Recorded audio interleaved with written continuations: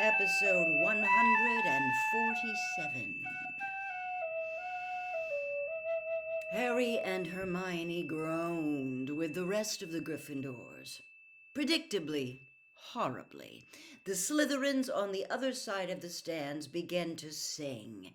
Weasley cannot save a thing, he cannot block a single ring. Harry, Said a hoarse voice in Harry's ear. Hermione. Harry looked around and saw Hagrid's enormous bearded face sticking between the seats.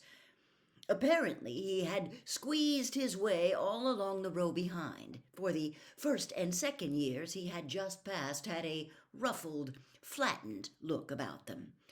For some reason, Hagrid was bent double as though anxious not to be seen, though he was still at least 4 feet taller than everybody else.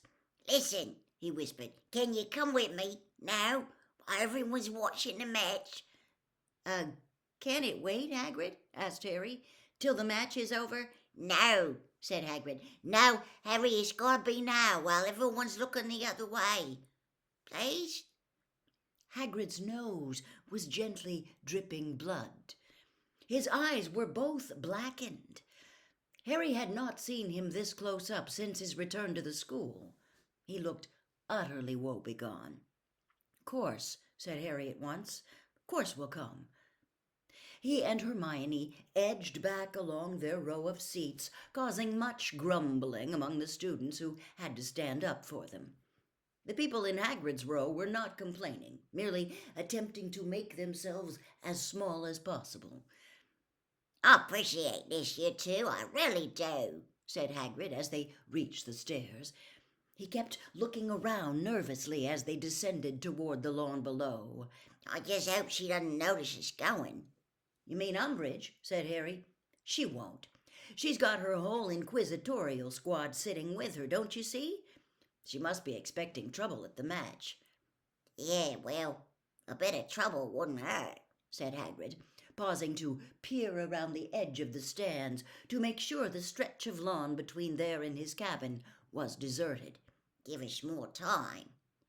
"What is it, Hagrid?" said Hermione, looking up at him with a concerned expression on her face as they hurried across the lawn toward the edge of the forest. You're saying a mo," said Hagrid, looking over his shoulder as a great roar rose from the stands behind them. "Hey, did someone just score?" "It'll be Ravenclaw," said Harry heavily. Good, said Hagrid distractedly. "That's good." They had to jog to keep up with him as he strode across the lawn, looking around with every other step. When they reached his cabin, Hermione turned automatically left toward the front door. Hagrid, however, walked straight past it into the shade of the trees on the outermost edge of the forest, where he picked up a crossbow that was leaning against a tree. When he realized they were no longer with him, he turned. "We're going in here," he said, jerking his shaggy head behind him. "Into the forest?" said Hermione, perplexed. "Yeah," said Hagrid. "Come on now, quick, before we're spotted." Harry and Hermione looked at each other, then ducked into the cover of the trees behind Hagrid, who was already striding away from them into the green gloom, his crossbow over his arm.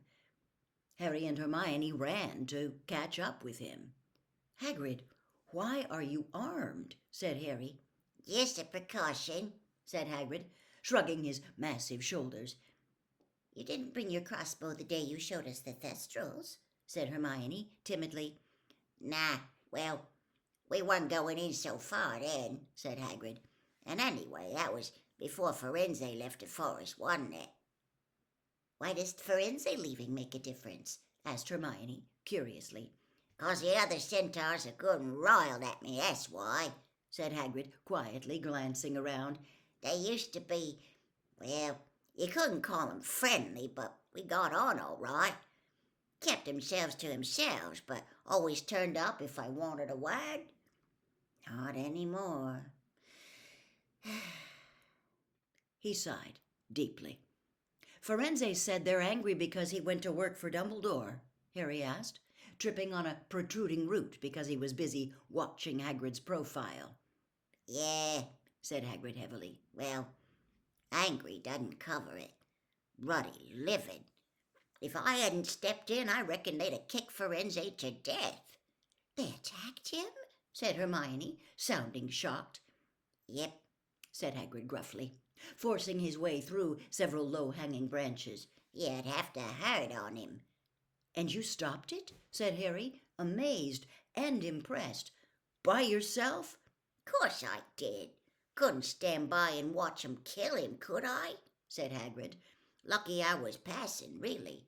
And I'd have thought Firenze might have remembered that before he started sending me stupid warnings, he added hotly and unexpectedly.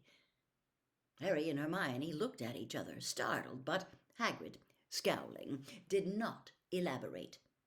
Anyway, he said, breathing a little more heavily than usual, since then the other centaurs have been livid with me, and the trouble is they've got a lot of influence in the forest. Cleverest creatures in there. Is that why we're here, Hagrid? Asked Hermione. The centaurs? No, said Hagrid, shaking his head dismissively. No, it's not them.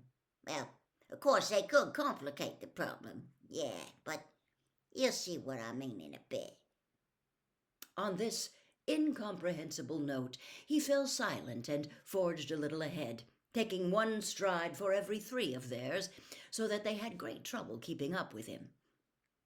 The path was becoming increasingly overgrown, and the trees grew so closely together as they walked farther and farther into the forest that it was as dark as dusk.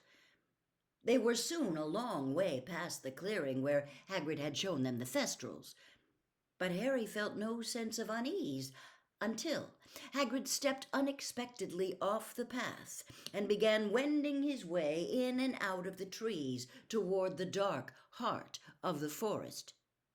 "Hagrid," said Harry, fighting his way through thickly knotted brambles over which Hagrid had stepped easily and remembering very vividly what had happened to him on the other occasions he had stepped off the forest path. "Where are we going?" "Bit further," said Hagrid over his shoulder. "Come on, Harry. We need to keep together now."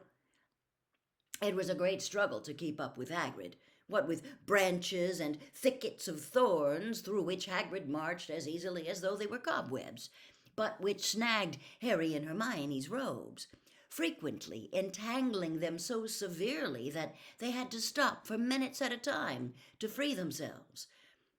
Harry's arms and legs were soon covered in small cuts and scratches. They were so deep in the forest now that sometimes all Harry could see of Hagrid in the gloom was a massive dark shape ahead of him.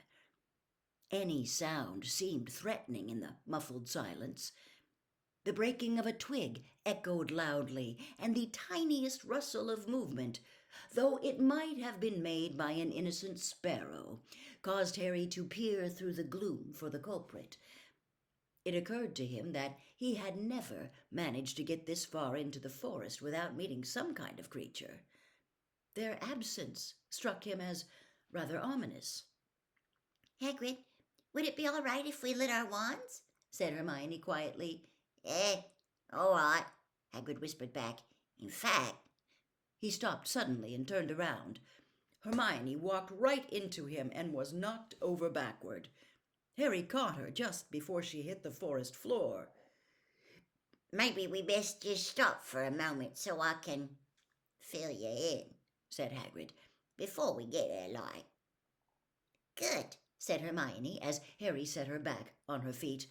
They both murmured "Lumos," and their wand tips ignited. Hagrid's face swam through the gloom by the light of the 2 wavering beams, and Harry saw that he looked nervous and sad again. "Right," said Hagrid. "Well, see, the thing is, well, there's a good chance I'm going to be getting the sack any day now," he said. Harry and Hermione looked at each other and then back at him. "But you've lasted this long," Hermione said tentatively. "What makes you think